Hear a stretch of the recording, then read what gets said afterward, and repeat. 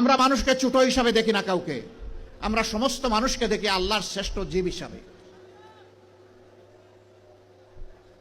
আপনাদের পাশেই বিশাল নদী আছে। আমি একবার বরিশাল থেকে লঞ্চে ঢাকায় ফিরলাম সকালবেলা, সামার সিজন ছিল, গ্রীষ্মকাল।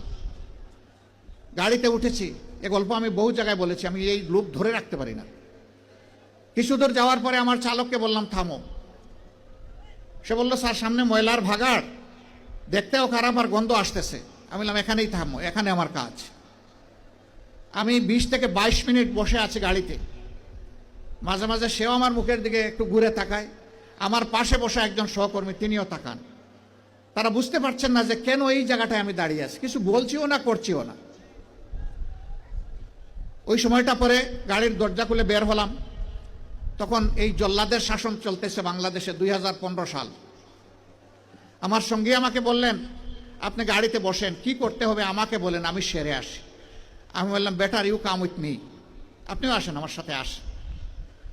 দরজা খুলে পিছনের দিকে হাঁটা শুরু করলাম। ড্রাইভার বলতেছে স্যার গাড়ি ব্যাক করি। আমি না, এখানে থাকো। একটা খাবারের দোকানে গিয়ে ঢুকলাম, কিছু খাবারের প্যাকেট নিলাম, পানি নিলাম, নিয়ে আবার এসে গাড়িতে বসলাম। এবার চালক বলতেছে স্যার যাই। আমি বললাম না, আমার কাজ শেষ হয়নি। 5-7 মিনিট পরে আমি গাড়ির দরজা করে আবার নামলাম। সঙ্গীকে বললাম ভাই এই প্যাকেটগুলো নেন, আসেন আমার সাথে, আমিও কিছু নেই আপনিও কিছু নেন। গিয়ে ওই ময়লার ভাগাড়ের কাছে হাজির হলাম। ততক্ষণে একদল লোক যারা এই ময়লাগুলা বেলচা দিয়ে ডাম্পিং ট্রাকে উঠিয়ে শেষ করেছে, এখন বেলচা ছুঁড়ে ওখানে ফেলে দিয়েছে।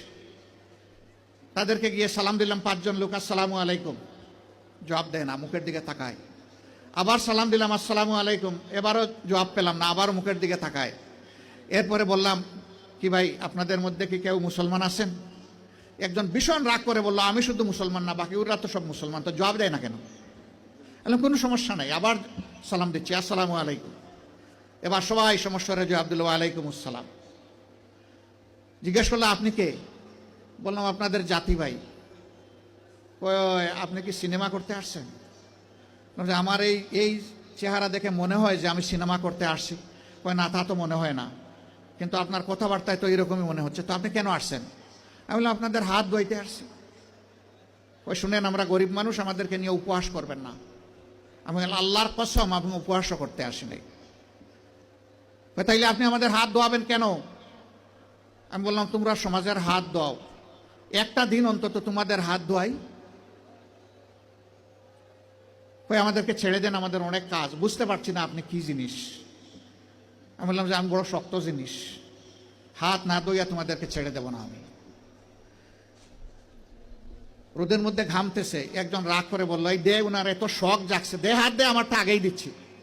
তো উনি হাত দিল, আমি ধোয়াই ঠইয়া খসলাইয়া পরিষ্কার করে বললাম ভাই অনেক শুক্রিয়া তোমাকে। একজন একজন করে হাত দেয় আর খিলখিলাইয়া হাসে। আমার ধারণা আমাকে দেখে মনে করছে পাবনার হেমায়েতপুর থেকে ছুটে আসা কোনো পাগল ছাড়া আর কিছু হবে না। হাত ধোয়ানো শেষ। এবার আমার 2 সঙ্গীকে বললাম যে একটু খাবারের প্যাকেটটা দেন। বললাম না না এগুলো লাগবে না। কেন লাগবে না ভাই? তোমরা তো চাওনি, আমি খুশি হয়ে দিচ্ছি, একটু নিবা না? জি না জি না জি না, এগুলো আমি বললাম যে বলো তাইলে কোনটা থেকে খেতে হবে, আমি আগে খাই একটু, তারপরে নিয়ে যাও। তখন একজন বলে তাইলে ঠিক আছে দিয়া দেন। বললাম হ্যাঁ দুনিয়া অনেক কিছু ঘটে। হাতে নিল, নেওয়ার পরে একজন একটু দীর্ঘ শ্বাস ফেলে বলল তাহলে আমরাও মানুষ। আমি বললাম কেন এই কথা বললেন কেন? জি না, আপনাদের মতো মানুষেরা আমাদেরকে মানুষ বলে না, বলে আমরা সুইপার, বলে আমরা মেথর। আমাদের কাছে কেউ দাঁড়াইতে চায় না, কোনো রাস্তা দিয়ে আমরা হাঁটলে মানুষ সরে যায়।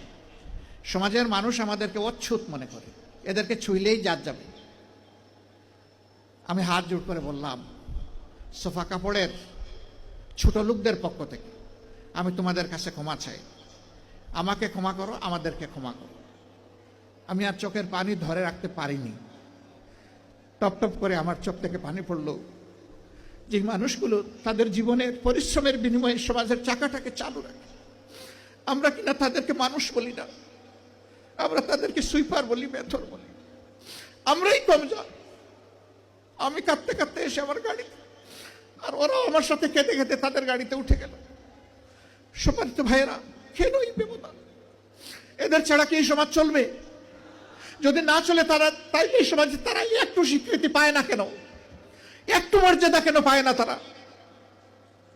এটা পায় না এই কারণে, এই শাসনটা আল্লাহর দেওয়া বিধান অনুযায়ী নয়, এই কারণেই পায় না। যদি আল্লাহর দেওয়া বিধান অনুযায়ী পাইতো তাহলে ওরাও নিজেদেরকে সম্মানিত মনে করত, তাদের মুখ দিয়ে এই কথা বের হয়ে আসতো না, যাক আজকে বুঝতে পারলাম যে আমরাও মানুষ। আক্ষেপের সুরে এই কথা তারা বলতো না। ভাই, আমরা এইরকমই একটা মানবিক বাংলাদেশ চাই।